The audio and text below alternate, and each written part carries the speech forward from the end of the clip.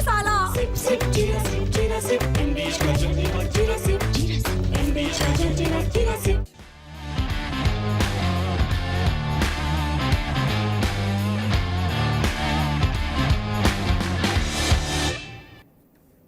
नमस्कार, स्पोर्ट्स 9 में आप सभी का स्वागत है। मैं हूं शिवेंद्र, मेरे साथ हैं मेरी सहयोगी अंकिता और साथ ही साथ वो सवाल जो इस वक्त करोड़ों क्रिकेट फैंस के जहन में है, दिल में है, दिमाग में है, मस्तिष्क में है।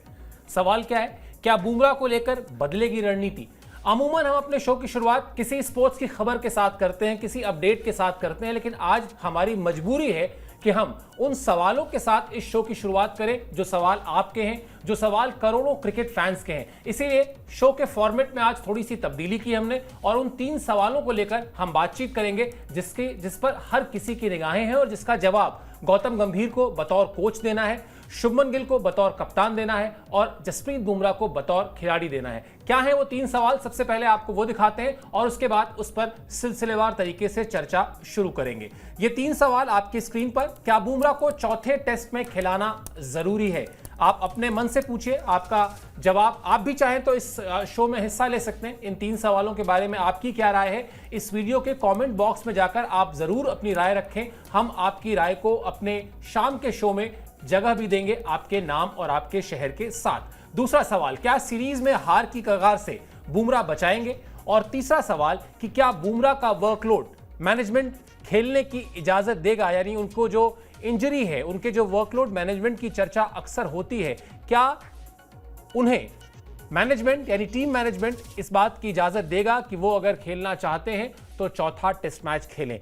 बड़ी ही जटिल परिस्थिति है अंकिता, अगर आप देखिए तो 3 मैचेस हो चुके हैं, 3 मैचेस में से 2 आप हार चुके हैं, 2-1 से आप पीछे हैं, 2 मैचेस बचे हुए हैं। बुमराह को 1 मैच खेलना है एज पर दी अनाउंसमेंट जो गौतम गंभीर ने दौरे के शुरू होने से पहले ही कर दी थी कि 5 में से 3 खेलेंगे। 1 मैच बचा हुआ है। अब वो 1 मैच आप कौन सा खिलाना चाहेंगे? वो मैच जिसके हारते ही आप सीरीज हार जाएंगे, और या फिर आप चाहेंगे कि नहीं, हम बुमराह के बिना उतर जाएं और ये देखते हैं उसके बाद क्या होता है? क्या थॉट प्रोसेस होगा और क्या इन 3 सवालों से आप भी सहमत हैं? देखिए, सवाल तो बहुत ही टफ हो जाएंगे। अगर हम देखें तो सवाल जो है वो बिल्कुल सही है, क्योंकि बुमराह के बिना कहीं ना कहीं सोच पाना बहुत ही मुश्किल है। और जब आप इस सीरीज़ में पीछे हैं और जहां से लगता है कि भाई ये मैच आपके हाथ से जा भी सकता है, उस मैच में बुमराह का ना होना कहीं ना कहीं ये बहुत सारे क्वेश्चन भी उठाएगा। और बुमराह, क्योंकि हम बात करें कि भाई अभी 1 हफ्ते का वक्त बचा हुआ है, आराम करने के लिए आपके पास एक अच्छा वक्त भी मिला है जहाँ से वर्कलोड भी उनका मैनेज हो सकता है। तो बुमराह अगर टीम का हिस्सा रहेंगे तो अपने आप में कॉन्फिडेंस आता है, क्योंकि कई दफ़ा ऐसा होता है कि विकेट्स नहीं मिलती, वो लक भी मैटर करता है कि चलिए विकेट आपको मिल गई, लेकिन हमने पहले मैच में देखा था कि विकेट्स नहीं मिल रही थी और वहां से जो कहते हैं ना कि ब्रेक थ्रू का काम जो करवाते हैं वो बुमराह करवाते हैं। और हर एक मैच में हमने वही देखा है। और पहले मुकाबले में भले ही टीम को जीत नहीं मिली, लेकिन जिस तरीके से बुमराह टीम में रहते हैं और हम कहते हैं सीनियर प्लेयर के तौर पर टीम के साथ वो रहते हैं, तो कहीं ना कहीं बहुत सारी रणनीति भी मैटर करती है। और प्रेशर भी अभी टीम इंडिया के जो टीम में होगा, क्योंकि दूसरा मुकाबला जिस तरीके से हार गई थी टीम इंडिया, एक वक्त लग रहा था कि हम जीत के कगार पे हैं, लेकिन वहां से बाजी जो है वो इंग्लैंड ने मारी है। तो कहीं ना कहीं बुमराह का इस तरीके से मैच में रहना, बने रहना, और जैसे हम बात कर रहे थे कि भाई जब मैच शुरू हुआ तो उससे पहले ही जो प्रेस कॉन्फ्रेंस हुई थी वहाँ पर गंभीर और गिल ने भी यही बात कही थी कि भाई 3 मुकाबले जो है वो खेल सकते हैं, उनके वर्कलोड पर भी ध्यान दिया जाएगा। तो डेफिनेटली यहाँ पर बुमराह भी यही चाहेंगे, क्योंकि जब भी हमने उन्हें प्रेस कॉन्फ्रेंस में देखा है वो बहुत ही ज़्यादा कूल अंदाज में नजर आए। और जब उनसे वर्कलोड के बारे में भी सवाल किए गए थे तो उन्होंने कहा कि अभी उनकी बॉडी जो है वो अच्छा फील कर रही है। एक अच्छा वक्त मिला है टीम इंडिया को। 23 जुलाई से जो है वो अगला टेस्ट मैच शुरू होगा। तो मेरे हिसाब से बुमराह का होना अभी इस वक्त तो बहुत ज़्यादा टीम इंडिया के लिए ज़रूरी होगा। बिल्कुल। और अगर बुमराह के रहते रहते चौथे टेस्ट मैच में भारतीय टीम को जीत हासिल होती है तो सीरीज में आप 2-2 की बराबरी पर आ जाएंगे। और इंग्लैंड के लिए बड़ा झटका होगा, क्योंकि जिस तरीके का कमबैक भारतीय टीम ने पहले टेस्ट मैच के बाद किया था, एक बार फिर वो कमबैक करती दिखाई देगी। एक बार थोड़ा विस्तार से आपको ये भी बता देते हैं कि बुमराह को लेकर 5 टेस्ट मैच में से 3 टेस्ट मैच ही क्यों खेलेंगे, इसके पीछे की वजह क्या है? वजह यह है कि जब से आईसीसी ने वर्ल्ड टेस्ट चैंपियनशिप की शुरुआत की, हर टीम अपनी जो तैयारी करती है टेस्ट क्रिकेट को लेकर वो 2 साल के विंडो के हिसाब से करती है। गौतम गंभीर ये नहीं चाहते या शुभमन गिल ये नहीं चाहते कि आप यहां पर तो जसप्रीत बुमराह को 5 के 5 टेस्ट मैच खिला दें, लेकिन उसके बाद इस साइकिल में यानी वर्ल्ड टेस्ट चैंपियनशिप की साइकिल में जो बचे हुए टेस्ट मैचेस हैं वहां पर आप उनको ना खिला पाएं, बिकॉज कोई इंजरी ना हो जाए उनको, जिसके लिए वो बड़े प्रोन रहते हैं, इंजरी प्रोन खिलाड़ी हैं, उनकी लोअर बैक में तकलीफ रहती है।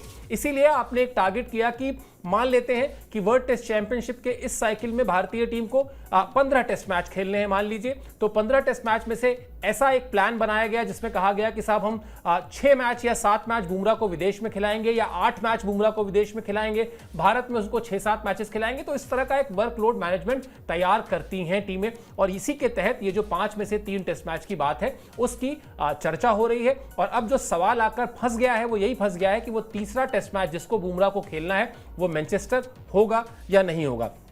चलिए अब आपको दिखाते हैं इस सीरीज में अभी तक, यानी इस वर्ल्ड टेस्ट चैंपियनशिप की साइकिल में बुमराह का वर्कलोड मैनेजमेंट यानी उन पे जो काम का बोझ रहा है वो कितना रहा है। ये आपके सामने उनके वर्कलोड और प्रदर्शन का लेखा जोखा।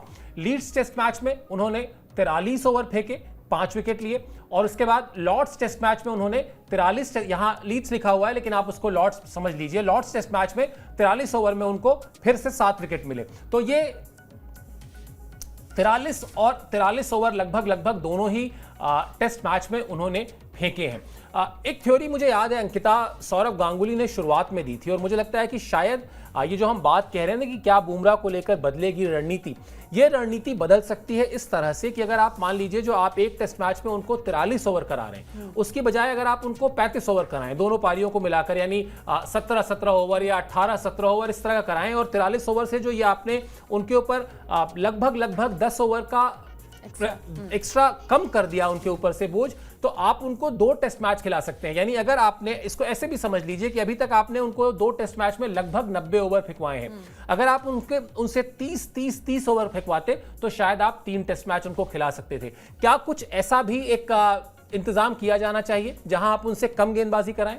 अब देखिए, इंतजाम तो करना चाहिए क्योंकि इंजरी कंसर्न है और हम ज़्यादा वर्कलोड भी उन्हें नहीं दे सकते। लेकिन जैसे हम बात करते हैं कि भाई जसप्रीत बुमराह, और जब विकेट्स नहीं मिलती, आपने देखा होगा पहले टेस्ट मैच में वहाँ पर भी जब विकेट्स नहीं मिल रही थी तो फिर ये लग रहा था कि हर आई थिंक आपके मन में भी यही रहा होगा कि भाई बुमराह को अब आना चाहिए, क्योंकि विकेट्स अगर नहीं मिलती तो कहीं ना कहीं जब वेरिएशन आप करते हैं बॉलिंग में तो थोड़ी सी जो बेनिफिट होती है आपकी टीम के साथ भी जाती है। तो यहाँ से बुमराह को, जैसे अभी हम बात कर रहे थे कि सौरव गांगुली ने भी यही कहा था कि थोड़े ओवर्स आप कम कराएंगे तो बुमराह जो है उनका वर्कलोड भी कम होगा और ज़्यादा प्रेशर आप नहीं दे सकते। बाकी गेंदबाजों पर भी, बाकी खिलाड़ियों पर भी आपको भरोसा जताना पड़ेगा। जैसे आपने आकाशदीप पर जताया, दूसरा मैच उन्हें खेलने का मौका मिला, वहां से उन्होंने 10 विकेट्स भी चटकाए। तो बुमराह जो है वो एक ऐसी जड़ी बूटी है टीम के लिए कि अगर विकेट्स नहीं मिलते तो हर किसी का मन यही कहता है कि भाई अगला स्पेल जो है वो बुमराह लेकर आए। भले ही उन्हें विकेट्स नहीं मिलती, लेकिन इतना ज़्यादा बिलीव है टीम मैनेजमेंट को भी और फैंस को भी जो है वो बिलीव है। जिस तरीके से अभी तक हमने जितने भी मैचेस देखे वहां पर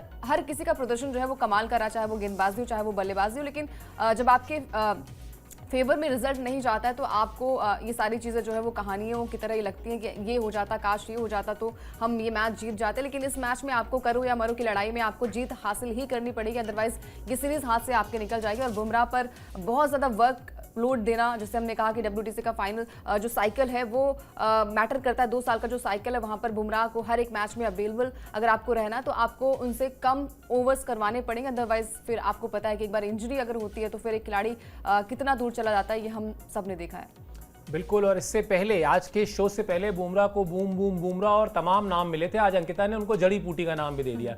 तो अब अगर आपको कोई तकलीफ है, क्रिकेट की तकलीफ है, तो वो जड़ी बूटी का काम भी बुमराह करते हैं, ये भी एक उनकी नई परिभाषा है। खैर, ये सब उन्होंने अर्जित किया है, ये सब उनको किसी ने दिया नहीं है, ये सब उन्होंने अपने शानदार खेल की बदौलत जितने भी उनको कॉम्प्लीमेंट्स मिलते हैं वो उन्होंने अर्जित किए हैं। भारतीय टीम क्या कर रही है फिलहाल, चलिए आपको ये भी बता देते हैं, अपडेट दिखाते हैं आपको, क्योंकि आज का दिन इंपॉर्टेंट है। लॉर्ड्स में टेस्ट मैच के बाद आज भारतीय टीम केंट में जो है वो अभ्यास करेगी।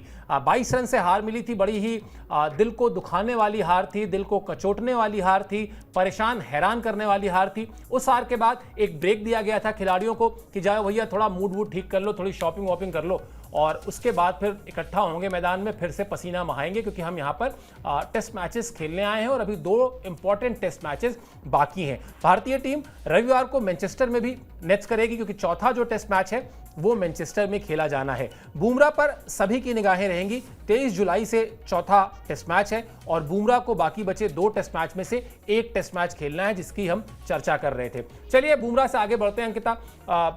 ब्रेक दिया गया था भारतीय टीम को। ब्रेक के बाद जब इकट्ठा होंगे तो कहीं ना कहीं एक दूसरे को ये समझाने की कोशिश करते हुए भी दिखाई देंगे कि हमने खराब नहीं खेला है, हमने जो गलती की सिर्फ ये कि हमारे हाथ में जो मौके आए हमने वो मौके गंवा दिए। और साथ ही साथ संभवतः कोच और कप्तान इस बात पर जोर देंगे कि हमने जो गलतियां की, मसलन फील्डिंग में जो गलती हुई या जो हमने 60 रन से ज्यादा एक्स्ट्रास दे दिए, हमें किस तरह से इन गलतियों पर कंट्रोल करना है। और उसका सबसे आसान तरीका और सबसे लॉजिकल तरीका नेट्स में जाके पसीना बहाना ही है।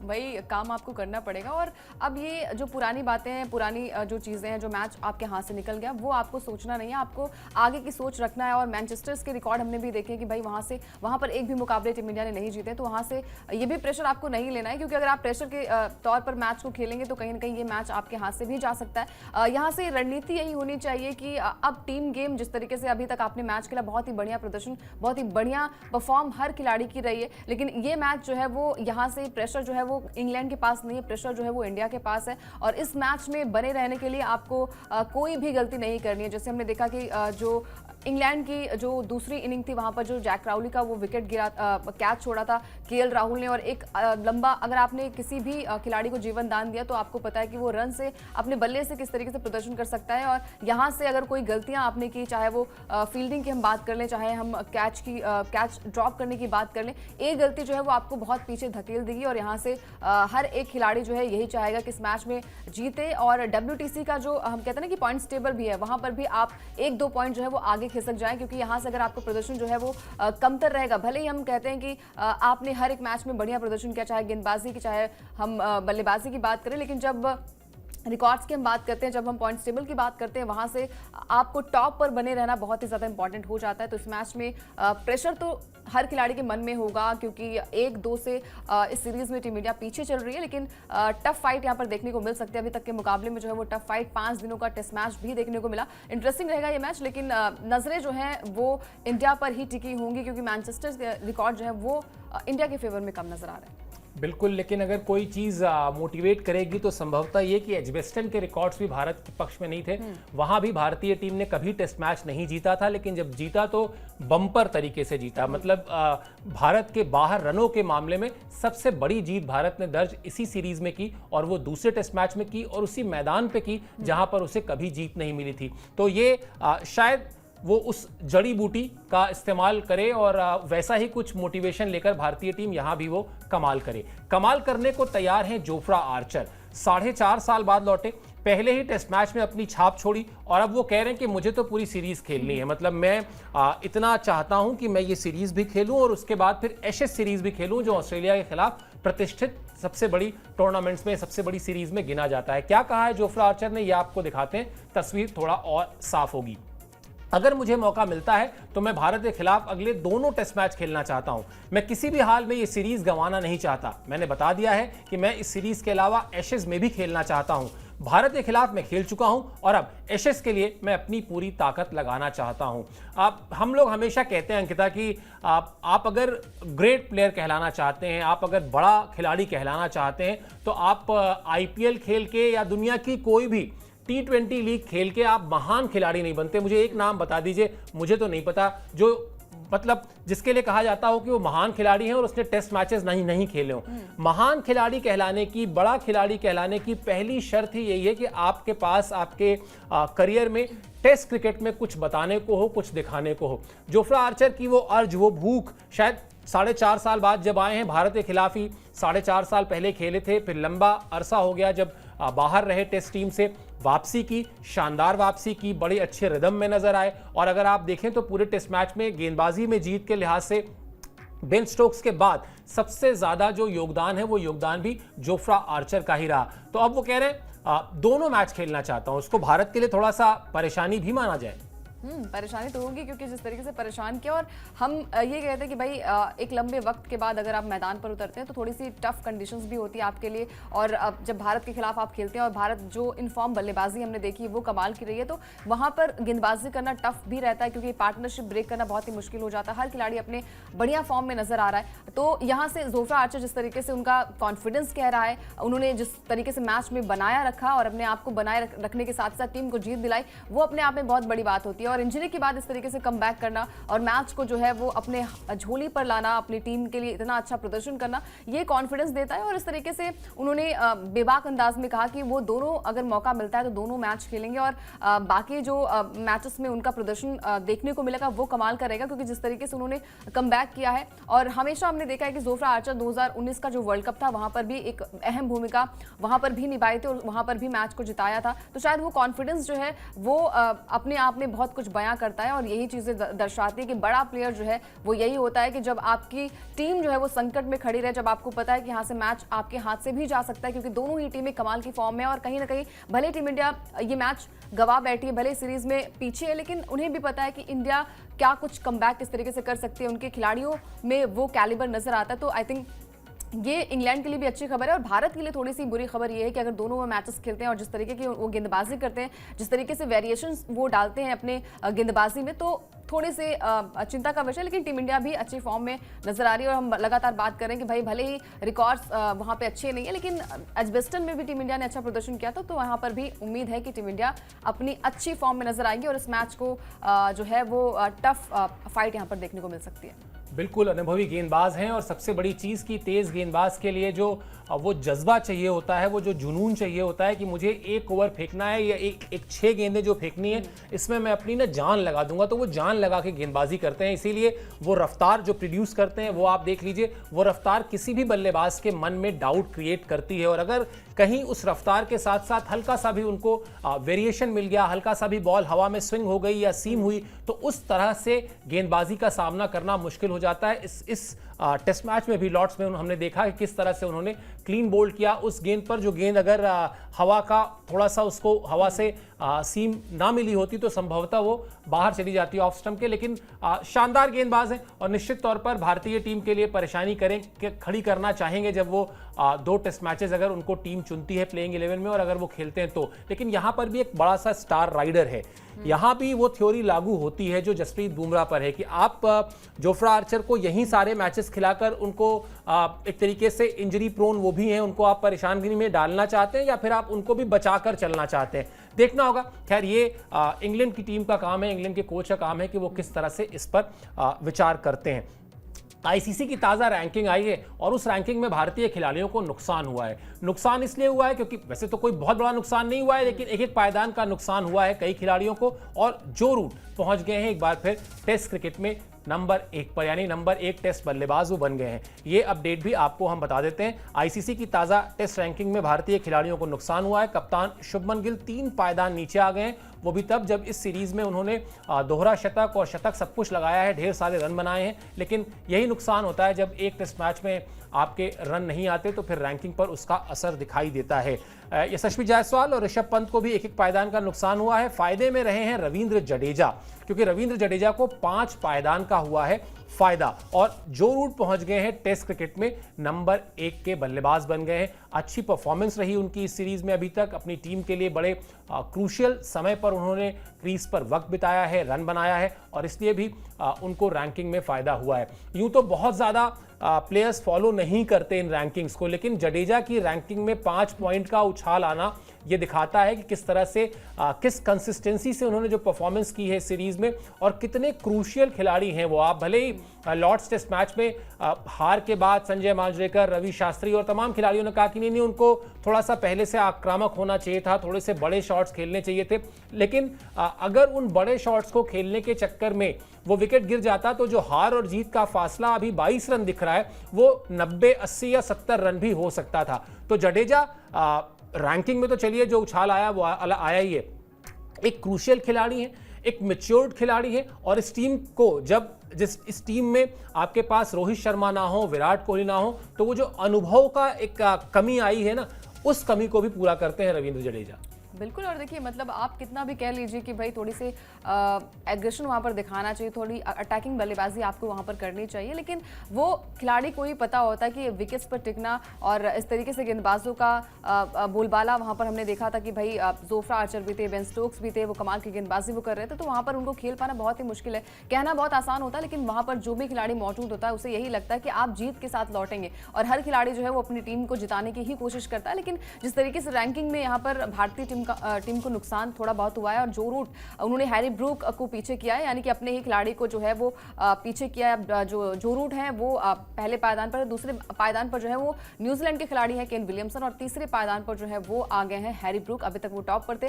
भारतीय टीम की अगर हम बात करें तो जायसवाल को जो है वो नुकसान हुआ है। जायसवाल जो है उन्हें पहले वो तीसरे पायदान पर थे और वो चौथे पायदान पर पहुंच गए हैं। लॉर्ड्स के मैदान पर पहले इनिंग में 13 और दूसरी इनिंग में 0 पर आउट हुए थे। तो जायसवाल को भी अच्छा करना पड़ेगा। आप एक मैच से हीरो नहीं बन सकते, आपको हर एक मैच में बढ़िया प्रदर्शन करना पड़ेगा। और खासकर जो हम लगातार बात कर रहे हैं कि सलामी बल्लेबाज की जो कैलिबर होता है, उनमें जो पोटेंशियल होता है वो आपको दिखाना पड़ेगा कि भाई आपको ऊपर से रन बनाने पड़ेंगे। अगर लॉर्ड्स के मैदान पर ऊपर से रन बने होते और फिर आपके विकेट्स जो है वो थोड़े ज़्यादा रन्स के बाद गिरते होते तो शायद ये मैच आपके हाथ होता। अब शायद किंतु परंतु जो है वो हम लगातार बात तो कर रहे हैं, लेकिन ये कमियां टीम इंडिया में नजर आई हैं। आपने लगातार बढ़िया प्रदर्शन किया, लेकिन आप इस तरीके से मैच को गंवाएंगे तो फिर वो दुख भी होगा। और जिस तरीके से आपकी परफॉर्मेंस अभी तक नजर आ रही है उस पर भी क्वेश्चन मार्क होंगे कि भाई आप जाते जाते यानी कि लास्ट में आते आते कैसे मैच को हार जाते हैं। वो नर्वसनेस जो है वो आपकी बल्लेबाजी में भी नजर आ रही थी। खैर यहाँ से जैसे हमने कहा कि रैंकिंग को लेकर चलिए ठीक है, वो माइंड में चीज़ें नहीं होती, लेकिन वो पॉइंट्स टेबल पर भी असर करता है। जो WTC का पॉइंट्स टेबल है वहाँ पर भी असर करता है। बाकी टीम का प्रदर्शन काफ़ी अच्छा है और जडेजा की हम लगातार बात कर रहे हैं तो अगले मैच में भी कुछ बल्लेबाजी हालांकि वहाँ तक ना आए तो अच्छी बात है। ऊपर से रन्स बने और अभी तक जितना प्रदर्शन बाकी टीम का, बाकी बल्लेबाजों का रहा है, वैसा ही कंट्रीब्यूशन जो है वो अगले मैच में भी देखने को मिले। बिल्कुल। और एक और आजकल की भाषा में लोचा हो गया है। वो लोचा ये हो गया कि भारतीय टीम तो चलिए हारी है तो उसके खिलाड़ियों की रैंकिंग नीचे आई है। इंग्लैंड की टीम जीती है और इंग्लैंड की रैंकिंग नीचे आ गई। क्या है ये माजरा, आपको समझाते हैं। दरअसल वर्ल्ड टेस्ट चैंपियनशिप की जिसकी हम चर्चा लगातार करते हैं उसकी पॉइंट टेबल में इंग्लैंड को नुकसान हो गया। नुकसान क्यों हुआ? वो हुआ लॉर्ड्स टेस्ट में जीत के बाद इंग्लैंड की टीम नंबर 2 पर पहुंच गई थी पॉइंट टेबल में, लेकिन अब वो नंबर 3 पर आ गई है। ऐसा इसलिए हुआ, थोड़ा सा खुलासा भी कर देते हैं। स्लो ओवर रेट की वजह से इंग्लैंड की टीम पर जुर्माना लगा और जो परसेंट पॉइंट होते हैं जो हर जीत के बाद मिलते हैं उसमें कटौती की गई। 24 पॉइंट थे वो 22 हो गए और 24 पॉइंट के 22 होते ही इंग्लैंड की टीम को ये नुकसान आया। उसके अलावा परसेंट पॉइंट का जो हम जिक्र कर रहे थे वो जानकारी भी आपकी स्क्रीन पर है। 66.67 से गिरकर 61.11% पॉइंट हो गया, यानी लगभग 6 पॉइंट का यहां नुकसान हुआ। पूरी टीम पर 10% मैच फीस जो है वो भी काट ली गई। हालांकि इसके बाद भी बेन स्टोक्स ने टीम की गलती को मान लिया और अब इस मामले में कोई सुनवाई नहीं होगी, लेकिन सुनवाई होना हो, नुकसान तो जी हो गया। और नुकसान इसलिए ज्यादा गंभीर है क्योंकि आप जानते हैं वर्ल्ड टेस्ट चैंपियनशिप की पॉइंट टेबल बड़ा साफ कहती है कि जो 2 टीमें टॉप पर रहेंगी वो फाइनल खेलेंगी। अभी समय बहुत है, लेकिन फिर भी सावधानी बरतनी होगी हर टीम को कि वो इस तरह से अगर मैच फीस उसकी कटती है या परसेंटेज पॉइंट कटते हैं। आपकी स्क्रीन पर पॉइंट टेबल भी हमने डाल दिया है। देखिए ऑस्ट्रेलिया की टीम नंबर 1 पर है, श्रीलंका की टीम पहुंच गई है अब बेहतर परसेंट की वजह से नंबर 2 पर, जबकि अगर आप देखेंगे उसके पॉइंट्स जो है वो कम है लेकिन परसेंट बेहतर होने की वजह से वो वहां पर नंबर 2 पर है। इंग्लैंड की टीम नंबर 3 पर आ गई है। तो भारतीय खिलाड़ियों को तो चलिए मैच हारे थे, मैच में रन्स नहीं बने थे तो नुकसान हुआ। इंग्लैंड की टीम को तो जीत के बाद भी ये नुकसान उठाना पड़ा है और बड़ी चर्चा है अंकिता। चर्चा इस बात को लेकर है कि आखिर किया क्या जाए। अगर एक मैच में एक खिलाड़ी बीच में अपनी चोट का बहाना बनाने लगे, एक खिलाड़ी कहे कि साहब हमको प्यास लगी है पानी मंगा दीजिए, या और ये सब दोनों टीमों की तरफ से हुआ है, मैं किसी एक खिलाड़ी का नाम लेके नहीं कह रहा हूं। इंग्लैंड की टीम ने जो ड्रामा किया आपने देखा, किस तरह से चोट का बहाना किया गया, एक्स्ट्रा पानी मंगाया गया। हर बार खेल रुकता है और हर बार जब खेल रुकता है तो होता क्या है कि दिन में वो जो 90 ओवर तय हैं टेस्ट क्रिकेट में बरसों बरस से, वो 90 ओवर फेंके नहीं जा पाते हैं। इसी वजह से वो स्लो ओवर रेट जो है होता है। अब ये जो नुकसान हुआ है इंग्लैंड को, ये नुकसान भले ही इंग्लैंड को हुआ है लेकिन सबक हर उस टीम के पास गया है, मैसेज हर उस टीम के पास गया है कि अब अगर आपकी वजह से कम ओवर फेंके गए, अब अगर आपकी वजह से समय खराब हुआ तो हम उठा के फाइन कर देंगे, आप मैच जीत लीजिए, जीतने के बाद भी आपको कोई फायदा नहीं होगा। मैसेज बहुत सख्त है। बिल्कुल मैसेज बहुत सख्त है और ये चीज़ें जो है वो अगर आपके हम कहते हैं कि कोई कहता है कि भाई हम नहीं मानेंगे, लेकिन अगर आपके रूल बुक में वो चीज़ें लिखी है रिटर्न, अगर आपके रूल बुक में कोई चीज़ लिखी है तो आपको वो फॉलो करना पड़ेगा। और एक टीम के लिए सिर्फ नहीं है, ये बाकी टीमों के लिए भी खतरे की घंटी है कि आप इस तरीके से प्रदर्शन नहीं कर पाएंगे। अगर आप इस तरीके से कोई भी कभी ओवर अगर स्लो ओवर रेट आपका होता है तो आपकी टीम पे फाइन भी लगेगा और आपके पॉइंट्स टेबल पर भी उसका असर पड़ेगा। माइकल वॉन ने भी यही कहा है कि भाई ईमानदारी से कहूँ तो